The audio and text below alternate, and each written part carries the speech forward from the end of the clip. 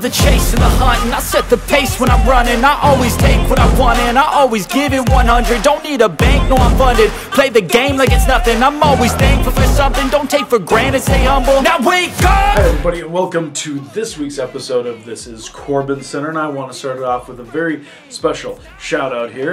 You know, I do have a Patreon, which I do plug quite frequently because I'm very busy on there. I always do something every day, and one of my first Patreons was Eric. It was you, and you're my shout out person because you've been super supportive of me on the local scene. You've come to shows, you've been a Patreon, you've sent me stuff to my P.O. box, which I appreciate. We've messaged back and forth and talked about a lot, and I want to give you credit because as a long time, I would say long time Corbinite, and I really appreciate everything, you and your family being supportive at shows, so I want to give you the shout out here.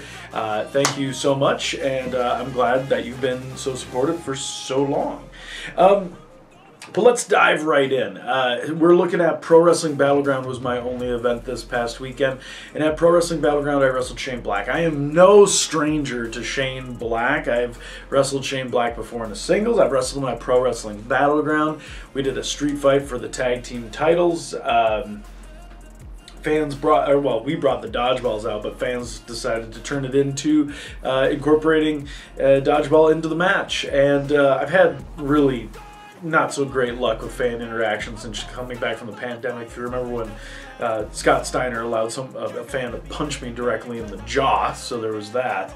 But other than that, you know, like, again, speaking of fan interactions, I was absolutely shocked that at Pro Wrestling Battleground, during my match, a fan got up and I stood behind him and followed him all the way from ringside all the way to the door. Like, how oblivious do you have to be to not realize that somebody is following you? He was getting a reaction from people. People were laughing, and you wouldn't turn around to know. Like, trust me, when I have somebody that, like, maybe it's from running or whatever, but I always have a feeling that if somebody's following me or close by, I always have emotion to, like, look around, especially at a wrestling show. Like, there's people all around. Like, are you not interested in what's going on? And first of all, why the hell are you leaving during my match? I'm sorry if I'm not entertained by or entertaining you.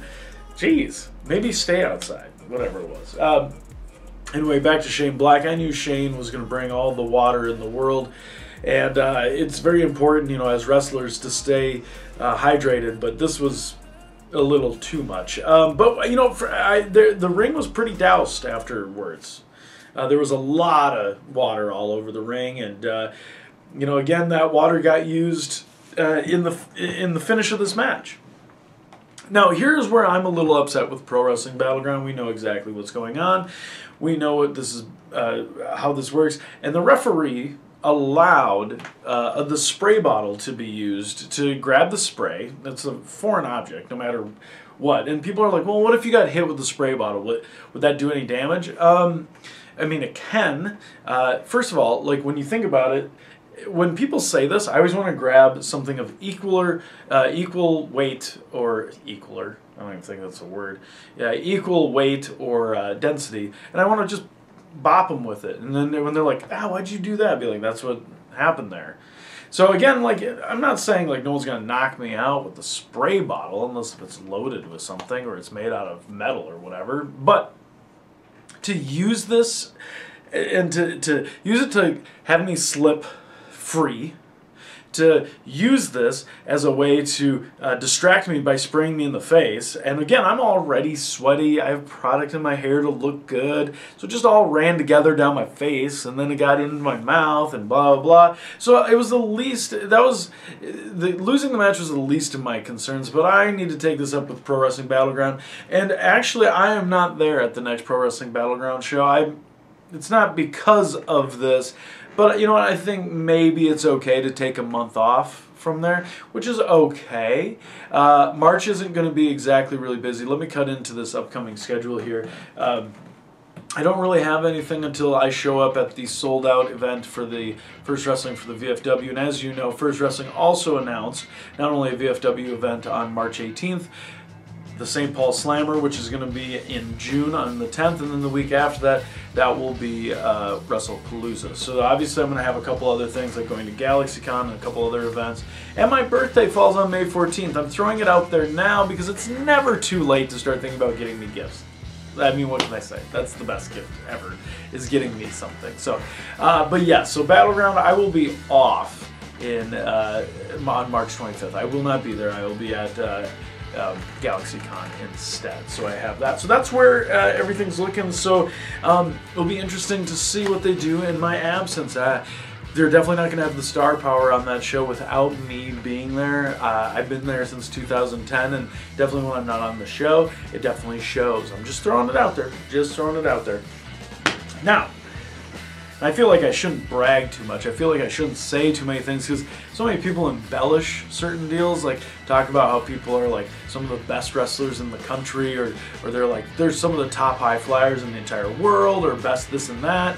And again, when you say that and your region is very specific to like a 90-mile radius, don't start talking about what you think the best in the world are when you haven't even seen outside the state. Let's just go with that. So, as somebody who travels and gets to go from coast to coast, like legit, I will have gone from being in Las Vegas all the way out now to Richmond, and I have other places coming up where I actually travel and get out of the tri-state area. So I think I'm a little bit more of an expert on certain things. And I know what you're going to say.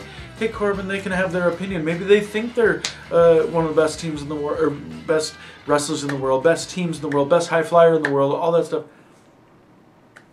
Cool. Great. But again, I always say consider the source, which leads me into this. Of course, we didn't really have much to report on, or feed, is what I should say, because as we know, the dirt sheets never get things right. They report things prematurely for clickbait. So I've been doing the same thing with my consultant, just feeding him lines for the sole purpose of seeing what he regurgitates by jumping the gun, because he gets excited. And sometimes I think he's a little bit more credible, so I kind of fed him something on this one. I think you're going to like it. This just in, my sources say that a lot of people are mad about video games. And not like how The Undertaker's like, you should carry guns and knives and not be playing video games. And I walk into a locker room and everyone's just playing the Mario Kart. Well, that's not what I'm talking about. I'm talking about how apparently an entire like locker room there, everybody's so upset about their rankings and whatnot. And everyone's so upset that they're ranked lower than they think they should be, or they should be ranked above somebody else. And people have been posting about this, and they're like, I don't know, it's probably going to lead to matches at WrestleMania. Maybe that's why, like, Brock Lesnar's challenging Almost, or whatever his name is, because maybe his ranking was just too high. But, you know, I always thought, like, if I was going off of school, like, I was always like, you know, 70% is average.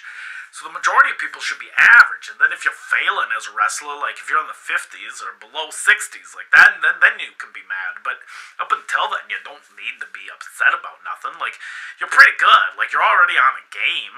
Like, I've never been on a video game. I don't think I've ever been on a video game. You can create me on the video game. I don't even care about my rankings. I could just be like you know, like, can you create managers? But like, I know Corbin would take that seriously, like, especially if you ranked him like amongst the Minnesota guys. Like, heaven forbid you'd put like Eric Cannon or like anybody higher than him.